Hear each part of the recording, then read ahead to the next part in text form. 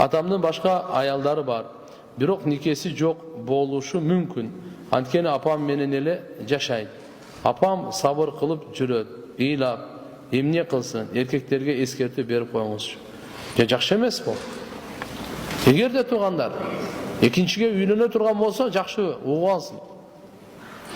Бул бир кумаргандыруу же бир мода же болбосо бир кандай деп айтсак, грубый сөз айтпайры ончо ошондон көрөт. Бул андай нерсе эмес жок. Бул пайгамбарыбыз саллаллаху алейхи ва салламдын шариятында, Кур'ан-ы Каримде Алла Таала уруксат берген менен шарт койгон. Адилеттүүлүк дегенде. Адилеттүүлүк кийим кечесинде, тамак ашында, убакыт берүүсүндө, төшөк маселесине чейин, түн өткөзгөнгө чейин адилеттүү кыла алсаң, макул. Азамат багаласынбы? Буну дагы багып, буну багып, урпактуу бол, көбөй. Колуңдан келбей, бирөө менен бол. Бул Кур'андын чечими. Адилеттүүлүктөн кыла албайсыңбы? Сен вообще акың жок экинчиге. Ниетиңе да үйдөгү баняга аял күйөөсү жылаңгач кирсе болобу? Өзү үйдөгү баняга аял киши менен эркек кишинин ортосунда чачынан бутуна чейин бири-бирине адал бол. Бирок Айша энебиз бизге адепти үйрөткөн, маданиятты үйрөткөн. Айша энебиз айткан: "Мен пайгамбар Мухаммад алейхиссаламдын уяттуу жерин эч көргөн эмесмин, ал дагы мени көргөн эмес" дейт. Ошондуктан жуунганда дагы мисалы таптакыр жыпжылаңгач болуп жуунуш кичине мындай уят кете баштайт десек болот да. Ошон үчүн кичине боло уяттуулуктун чегинде эле, эрди күйөөсү, аялы менен күйөөсү деле уяттын чегинде эле болгон жакшы. Менин күйөөм аябай кызганчак. Телефондо досторум же эжелерим менен да сүйлөшсөм, жини келет. Эмне кылсам болот? Кызгануу бул ыймандын сыпатынан. Кызганбаган даюс деп коет, бул жаман неме. Мусулман адам, эркек адам ол кызганат. Бүгүнкү күндө мына карындаштарыбызга да эжелерибизге айтайын.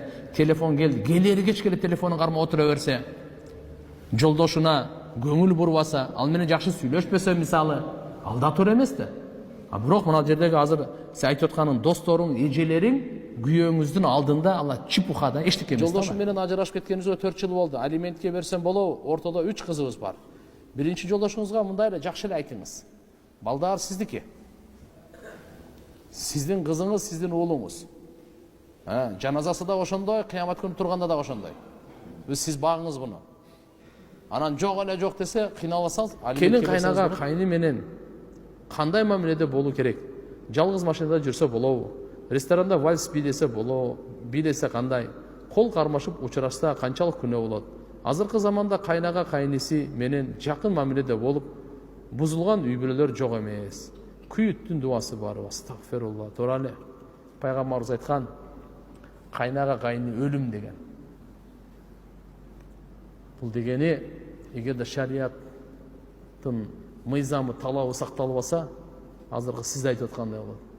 Валиске түшкөн, кармашкан, чырышкан жок. Намахрам кайнага, кайнилер намахрам болот. Албетте мамиледе сый менен олуттуу, анан кийин баягындай деп коет эле бир эмелер бар го, астагфирулла. Күлүп, тамашалашып, тийишип, мыскырлашып, мындай таптакыр болбойт. Таптакыр болбойт. Ыйманын сактайм деген мусулман кызга, мусулман келинге мына жолдомодагы, багыттагы ушундай туугандар. Мен кайнагалар сыйлаш керек, кайнилер сыйлаш керек. Ол сый дегендин мааниси валиске түшүү деген эмес. Тамашалашып, жалгыз отуруп, жагы машинада жүрө берүү деген эмес эч качан. Бул эртеге бул жамандык алып барат бул.